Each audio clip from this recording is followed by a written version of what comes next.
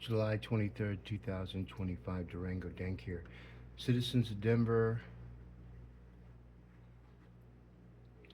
citizensofdenver.com, at Citizens of Denver, hashtag Citizens in Denver, Marcus Giovanni.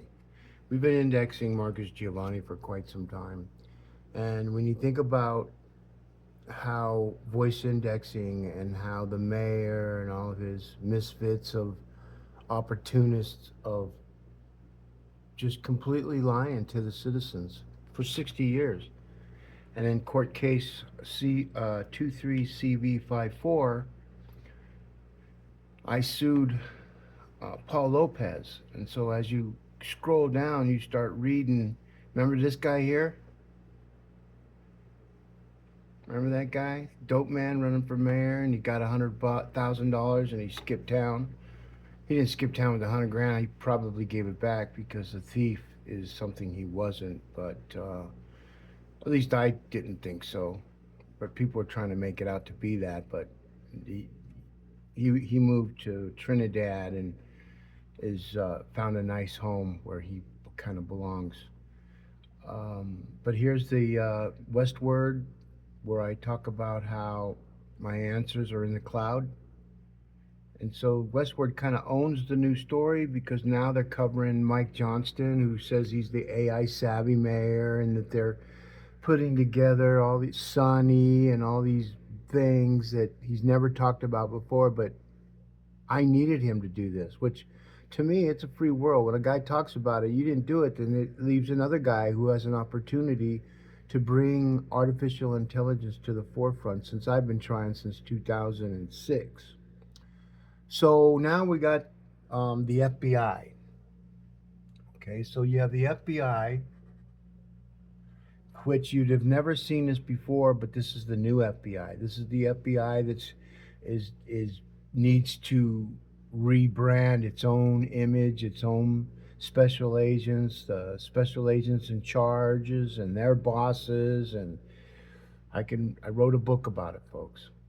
And I mean, when they go and accuse you of something, there's no way to walk away from it. You're damaged forever when you didn't have nothing to do with anything. Just living a parallel life to an FBI investigation that they spot you, they have bias, sub bias, and it's written all over their reports. Oh, he had a long hair, driving a Corvette. No, he had a cell phone on him. Yeah, come on, man. Their criminal complaint that they got, it doesn't matter. It's the fact they're changing. And it's a fact right now. This is what's called a get out of jail free card right here. Okay? That's to let everybody in the that are with the city or whatever that you're doing. Okay? They got all the time in the world to do their due diligence. And so when Mike Johnson, who's an attorney, who has an oath to follow the Constitution, who's now bragging, and first he says something, then he takes it back. Then he says something, then he takes it back. It's all a shell game to keep everybody confused, and the only ones that are keeping score are the media friends that he has. Here's the e-sign verification that we used that was never used again, thanks to me. But they won't tell you that because it was. That's how come I didn't have enough signatures in 2019. So there's a long history of these folks, and here it is, 2011.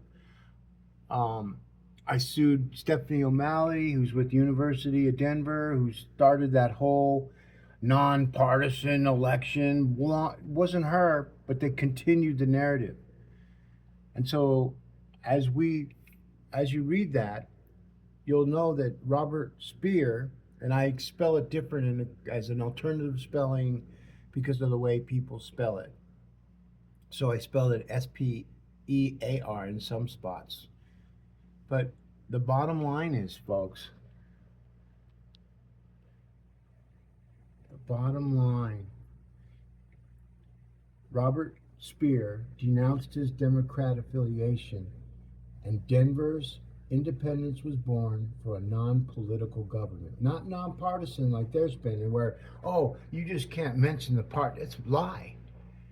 And as you scroll down further, It takes you to this.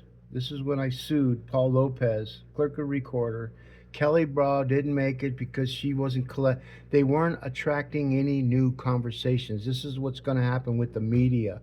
This is what's going to happen to a lot of entertainment people that had a lot to do with misinformation and trying to confuse it. Then you look down here, Paul Fiorino. I had him on my radio show.